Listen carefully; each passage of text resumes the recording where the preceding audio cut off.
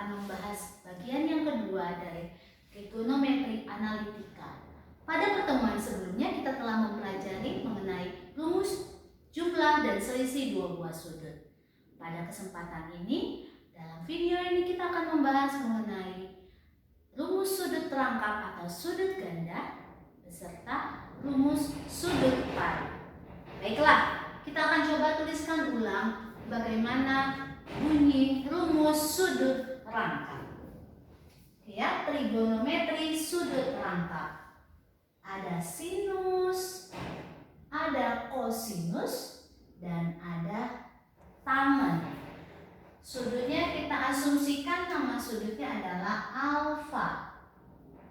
Katanya rangkap, berarti bukan sekedar alfa tapi 2 alfa. Oke.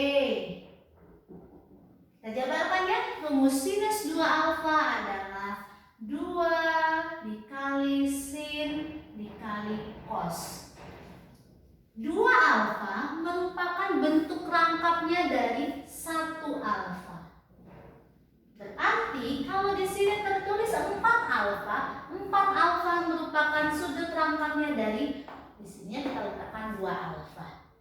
Apabila di sini tertulisnya 5 alfa, 5 alfa itu merupakan rangkap dari 5/2 alfa atau 2,5 alfa. Seperti itu ya. Nah, bagaimana dengan rumus cos 2 alfa? Rumus cos 2 alfa adalah cos kuadrat dikurang sin kuadrat.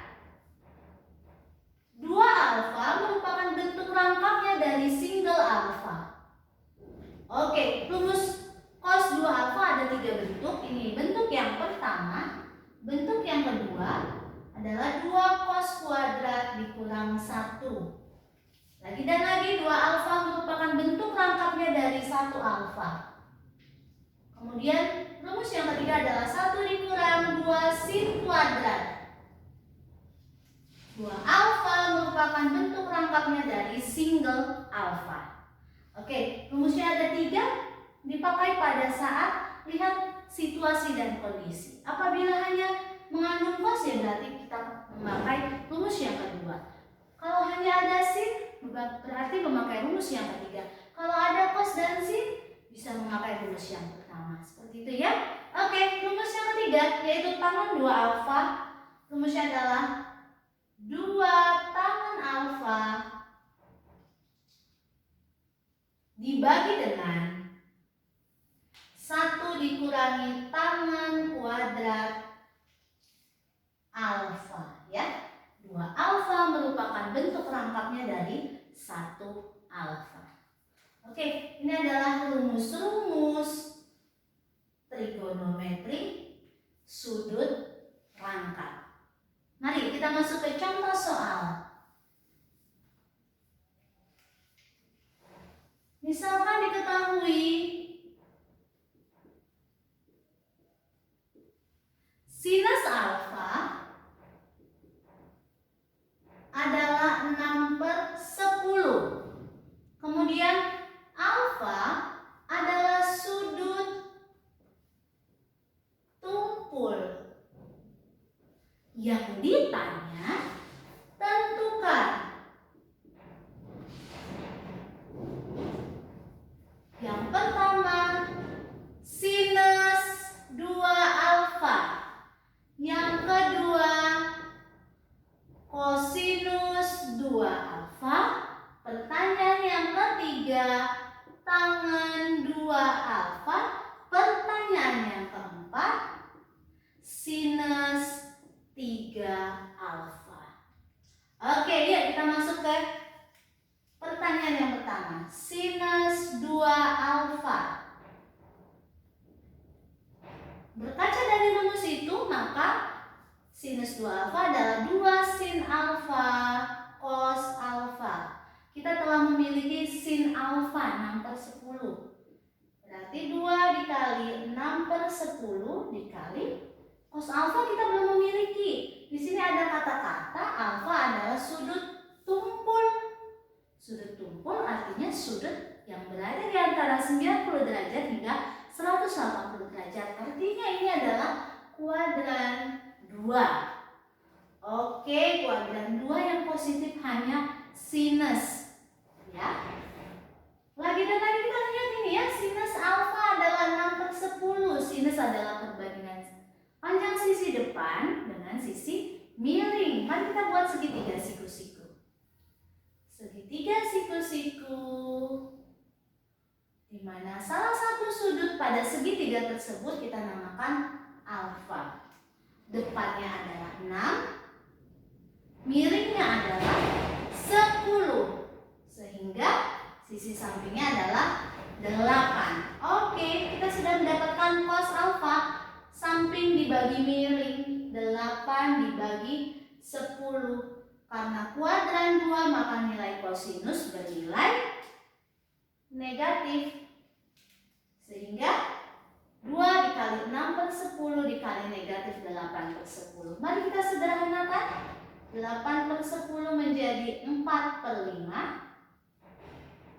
6/10 kita sederhanakan menjadi 3/5. Sehingga jawabannya adalah 2 kali 3, 6. 6 kali negatif 4 adalah negatif 24 per 5 kali 5 adalah 25.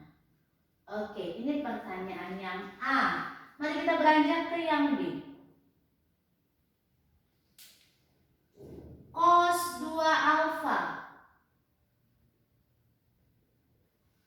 Dari diketahui kita cuma memiliki sin alfa, berarti kita gunakan rumus yang ketiga.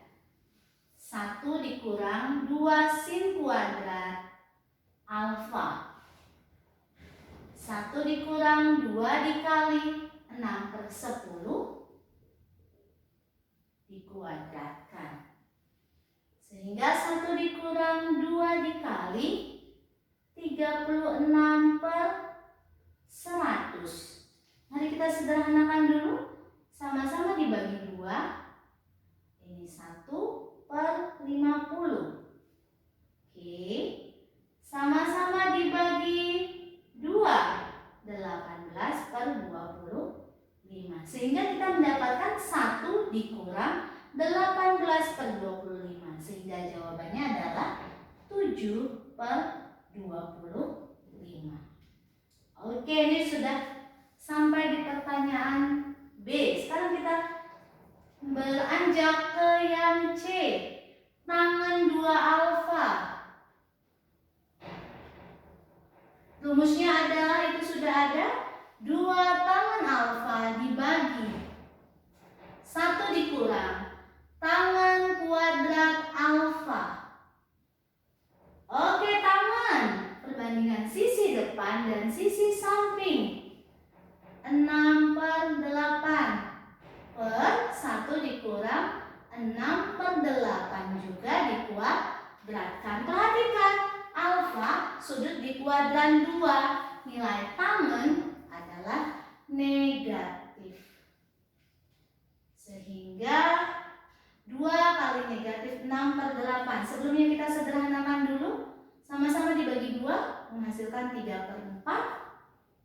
Sama-sama dibagi 2 menghasilkan 1/2. Sehingga di bagian pembilang kita dapatkan negatif 3/2. Oke, 1 dikurang negatif 6/8 dikuadratkan. Kita sederhanakan dulu, sama-sama dibagi 2, 3/4. Sehingga 1 dikurang negatif 3/4 dikuadratkan. Kita dapatkan 9/16. Sehingga negatif 3/2 dibagi dengan 1 dikurang 9/16. Kita dapatkan 7/16. Oke. Sehingga negatif 3/2 dibagi 7/16 itu sama saja dengan negatif 3/2 dikali 16/7. Oke, sama-sama dibagi 2 menghasilkan 8/1. Sehingga jawaban untuk pertanyaan C adalah negatif 24/7. Oke, kita beranjak ke pertanyaan yang D. Sinus 3 alfa.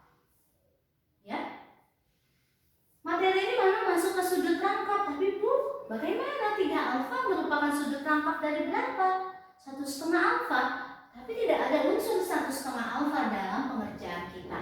Ingat-ingat lagi pertemuan sebelumnya, 3 alfa kan bisa didapatkan dari penjumlahan 1 alfa dan 2 alfa. Berarti pertanyaannya D bisa kita gunakan rumus jumlah 2 buah sudut, sehingga sin 3 alfa kita pandang sebagai sin 2 alfa ditambah alfa. Oke, mudah-mudahan masih ingat pertemuan sebelumnya. Ini menjadi sin, cos, sin. Sudutnya adalah 2 alfa dan alfa. 2 alfa, alfa, 2 alfa, alfa. Ditambah berarti ini ditambah. Sin 2 alfa tadi kita sudah kerjakan. Kita dapat negatif 24/25. Negatif 24/25 dikali cos alfa. Cos alfa lihat dari gambar ini 8/10. Ingat, karena kuadran 2 nilai cos adalah negatif. Ditambah cos 2 alfa, pertanyaan yang B. Cos 2 alfa kita dapatkan 7/25. Sin alfa itu 6/10. Oke, penyebutnya sudah sama-sama 25 kali 10. Mari kita hitung. Negatif 24 dikali 8. 8 kali 4 32. 8 kali 2 16 tambah 3 19. Berarti 192/250. Ditambah 7 kali 6 42/250 juga. Sehingga 192/250 ditambah 42/250 hasilnya adalah 234/250.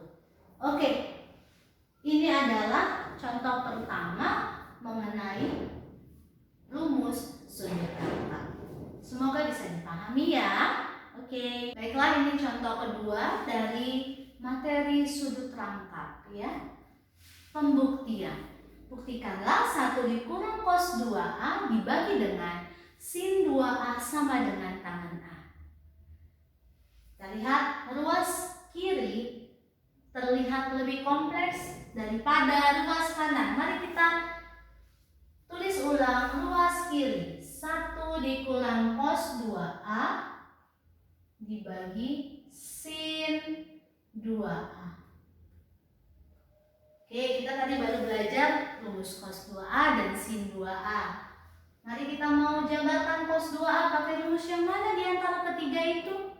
Karena kita lihat penyebut yang mengandung sin, coba kita jabarkan menggunakan rumus yang ada sinnya. Sehingga 1 dikurang cos 2A kita ubah menjadi 1 dikurang 2 sin kuadrat 2A merupakan rangkap dari 1A ya, per sin 2A rumusnya adalah 2 dikali sin A cos A. Oke, kita perhatikan bagian pembilang. Ini menjadi 1 dikurang 1 ditambah 2 sin kuadrat A dibagi dengan 2 sin A cos A. Oke, 1 dikurang 1 itu 0, sehingga pembilangnya menjadi 2 sin kuadrat A dibagi dengan 2 sin A cos A. Sin kuadrat A mungkin bisa kita jabarkan menjadi sin A kali sin A. Oke, sudah mulai terlihat. 2 dibagi 2 itu 1. Sin A dibagi sin A juga 1. Sin A dibagi cos A, mengingat identitas trigonometri, ya jadi tangen A, sehingga jawabannya menjadi tangen A. Oke, kita lihat ruas sebelah kanan tangen A, berarti kita sudah bisa bisa melakukan pembuktian terhadap identitas ini. Jadi terbukti. Oke, ini contoh yang kedua. Oke, kita masuk contoh yang ketiga ya. Di sini diketahui cos alfa tambah beta adalah 4/5. Sin alfa kurang beta adalah 5/13. Dan yang ditanya, satu lagi, alfa dan beta adalah sudut yang berada di antara 0 derajat hingga V/4 radian. Sorry, ini maksudnya 0 radian sampai dengan V/4 radian. Pertanyaannya adalah tentukan tangan 2 alfa. Oke, kalau berkaca dengan rumus tangan sudut rangkap, tan 2 alfa kan rumusnya adalah 2 tangan alfa dibagi dengan 1 kurang tangan kuadrat alfa. Sedangkan di bagian diketahui tidak ada unsur tangan alfa atau alfa saja tidak ada, malah mengandung beta. Coba kita perhatikan, 2 alfa itu bisa kita dapatkan dari alfa tambah beta ditambah dengan alfa kurang beta. Coba kita tulis ya, tangan 2 alfa sama dengan tangan 2 alfanya kita ganti menjadi alfa tambah beta ditambah dengan alfa kurang beta. Tuh ya, alfa tambah alfa itu 2 alfa, beta tambah negatif beta itu 0. Oke, berarti masuk rumus yang mana? Yang pertemuan sebelumnya, tangan alfa tambah beta. Rumus jumlah tangan ya. Berarti ini menjadi tangan tambah tangan dibagi dengan 1 dikurang tangan kali tangan. Sudutnya apa saja? Alfa plus beta dan alfa min beta. Oke. Kemudian kita dapat dari mana tangan alfa plus beta? Kita kan hanya memiliki cos alfa tambah beta.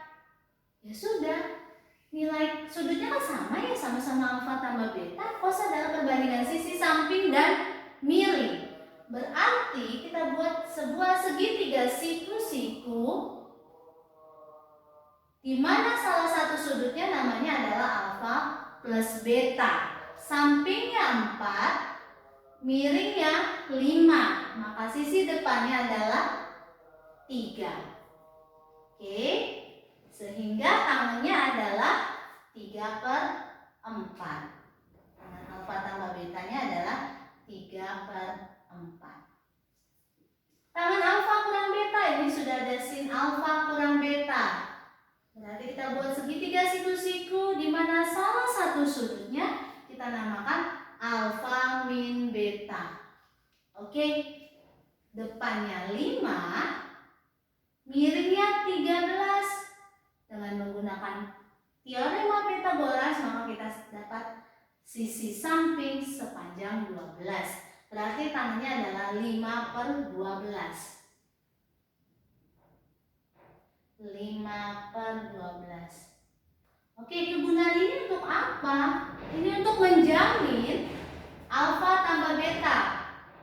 Katanya alfa sama betanya antara 0 sampai 4 sampai dengan V/4. Berarti kalau dijumlahkan dia tidak mungkin lebih dari 90 derajat dan tidak mungkin kurang dari 0 derajat. Alfa kurang beta antara 0 sampai V/4. Ini untuk menjamin hal yang sama ya. Oke, yuk kita lihat 3/4 tambah 5/12. Kalau kita samakan penyebutnya ke 48, maka kita dapatkan 36 ditambah 20 per 1 dikurang 15/48. Sehingga 56/48 dibagi dengan 1 dikurang 15/48. Kita anggap ini 48/48. Sehingga dapatnya 33/48. Oke, kedua pembilang dan penyebut sama-sama kita kali 48. Sehingga kita dapatkan 56/33. Jadi tangan 2 alfanya adalah 56/33. 33. Oke, semoga bisa dipahami ya. Di contoh yang ketiga, ini adalah contoh soal ujian nasional. Oke, kita masuk ke rumus sudut paruh. Nah, lihat ya. Sudut paruh ini dalam hal ini kita asumsikan dia setengah A namanya ya. Setengah A semua. Sin, cos, dan tangen. Ya, rumusnya seperti ini. Perhatikan. Setengah A merupakan separuh dari 1A. Ya, setengah A merupakan separuh dari 1A. Jadi, apabila di sini 1A merupakan separuh dari 2A. Maka kalau di situ tertulis 1A, maka di sini kita letakkan 2A. Ya, begitu pula seterusnya. Nah, kita lihat rumusnya di sini mengapa ada plus minus ya? Plus minus ini untuk menentukan letak kuadran ya. Kuadran kan ada nilai yang positif, ada yang nilai negatif. Oke, semoga bisa dipahami rumus ini. Mari kita lihat contoh soal yang pertama. Kita ingin tahu berapakah nilai sinus 22 1/2 derajat. Oke, sinus 22 1/2 derajat. 22 1/2 merupakan separuhnya dari 45. Maka ini kita tulis sinus separuh dari 45 derajat. Berarti kita pakai rumus sinus setengah A, separuh dari A. Rumusnya plus minus, kita pakai plus atau minus. Perhatikan 22,5 derajat letaknya di kuadran 1. Di mana di kuadran 1 itu semua nilainya positif, maka kita ambil yang positif. Lalu kita tuliskan tanda akar 1 dikurang cos A dalam hal ini adalah 45 derajat dibagi dengan 2.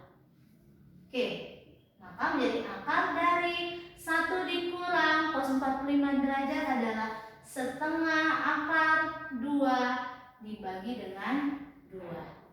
Sehingga jadi akar 1/2 dikurang 1/4 akar 2. Jadi nilai sin 22,5 derajat adalah akar dari setengah dikurang 1/4 akar 2. Oke, kita masuk contoh kedua. Misalkan diketahui cos X-nya adalah 3/4, di mana X-nya sudut lancip. Yang ditanya, tentukan sinus X/2. Oke, sinus X/2. X/2 merupakan separuhnya dari X. Maka separuhnya dari X ya. Oke, plus minus karena di sini sudah dijamin dia lancip, maka separuhnya pasti juga lancip. Sehingga kita ambil positif ya, lancip itu kuadran 1 maka nilainya positif. Jadi akar dari 1 min cos dalam hal ini X dibagi 2.